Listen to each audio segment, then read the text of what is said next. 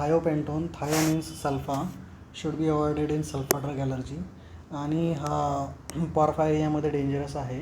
हा एन्झाईम स्टिम्युलेटर आहे.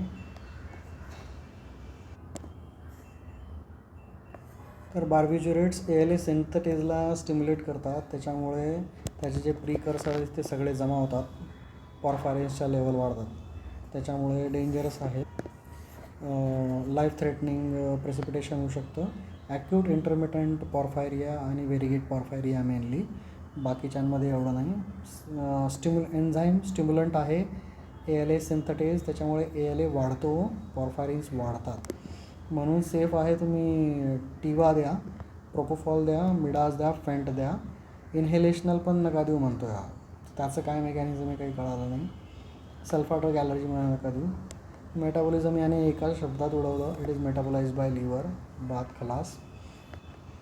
तर डायल्यूट करा NSने किंवा डिस्टिल वॉटरने. तर थायोपेंटोन स्वतः बॅक्टेरियोस्टॅटिक आहे, खूपच हाय pH असतो त्याचा, म्हणून RLने केलं तर प्रेसिपिटेट होईल. Thiopentone is ultra short barbiturate, 1 brain arm सर्क्युलेशनमध्ये तो ॲक्ट करतो. कुठे गेला? आणि T½ 10 मिनिट आहे. याचा प्रॉब्लेम काय आहे का हा ॲक्युमुलेट होत जातो आणि मग लॉंगर हाफ लाईफ आहे, तर क्लिअर व्हायला वेळ घेतो. तर हा सोडियम सॉल्ट आहे, तर हाय pH असतं त्याचं, तर डिझॉल्व केल्यावरसुद्धा तो 10.5 असतं, म्हणून मॅक्सिमम 2.5%च बनायचं, याच्या वर नाही बनायचं. म्हणजे पेंटो 25च्या वर कॉन्सन्ट्रेशन नका बनवू, खूप जास्त आहे. Stable for 1 week if refrigerated. High अल्कलिनिटीमुळे इन्फेक्शन. डोसेज सगळीकडे सेमच आहे, 4 to 5. इंडक्शनसाठी, स्टेटस इप्लेप्टिकसाठी पण तेवढाच, फॉलोड बाय इन्फ्युजन. सेरेब्रल प्रोटेक्शनसाठी पण तेवढाच, followed by infusion. Brain arm सर्क्युलेशनमध्ये होतो, लिव्हरमध्ये मेटाबोलाइज होतो, टिश्यूजमध्ये ॲक्युमुलेट होतो, त्याच्यामुळे एलिमिनेशन लॉंग आहे. याच्यात आयलॅश रिफ्लेक्स आहे, प्रोपोफॉलमध्ये व्हर्बल आहे. तर हा सब ॲनेस्थेटिक डोसला अँटाल्जेसिक आहे, पेन वाढवतो आणि हा रिफ्लेक्स टॅकी करतो. SVR कमी करतो पण रिफ्लेक्स टॅकी करतो.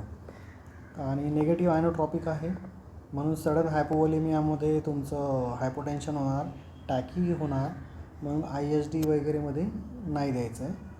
बॅरो रिसेप्टर कम्प्लिटली ऑप्टंडेट नाही होत, प्रोपोफॉल कम्प्लिटली ऑप्टंड करतो, त्याच्यामुळे हा रिफ्लेक्स टॅकी होतो, प्रोपोफॉलमध्ये टॅकी होत नाही. आणि याच्यामध्ये एअरवे रिफ्लेक्सेस जर डेप्थ ॲडिक्वेट नसेल तर ऑप्टंड होत नाहीत, त्याच्यामुळे स्पाझममध्ये जाण्याची भीती असते.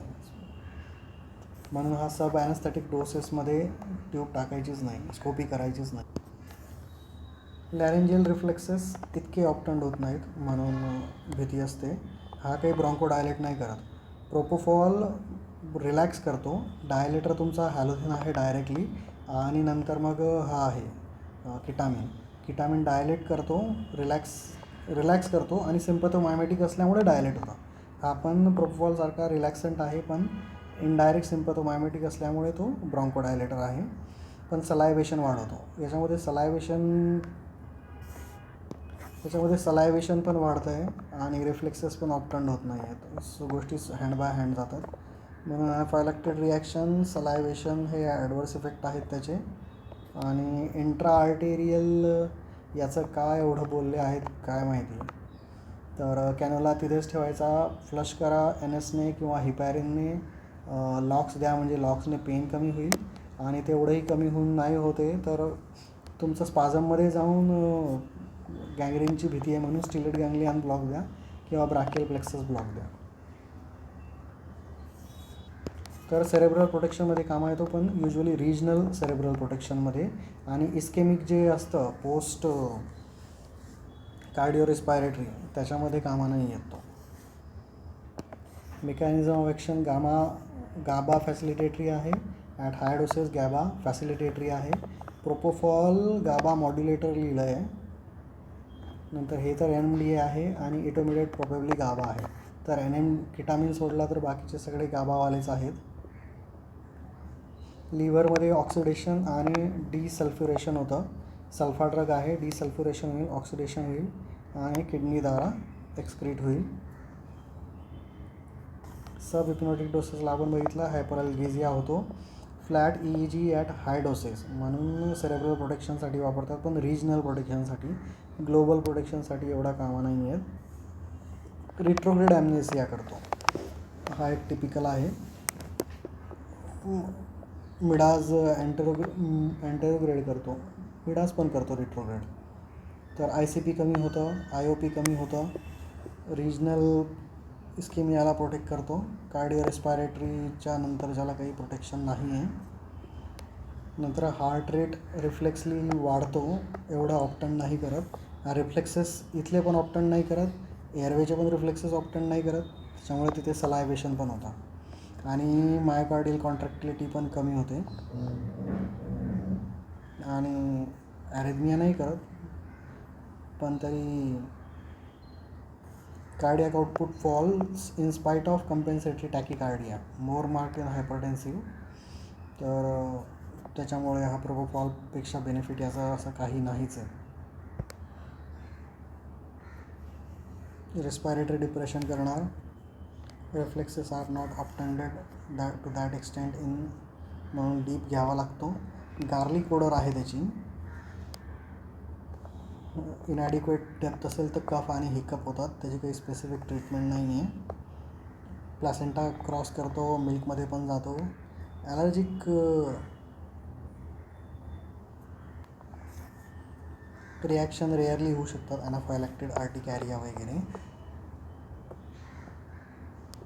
थायो असल्यामुळे गार्लिक टेस्ट असते आणि पॉरफायरियाचा आपण बघितलं आहे. तर थायोपेंटोन सल्फा ड्रग आहे, सल्फा ड्रग ॲलर्जीमध्ये अवॉइड करायचं आहे, पॉरफायरियामध्ये अवॉइड करायचं आहे.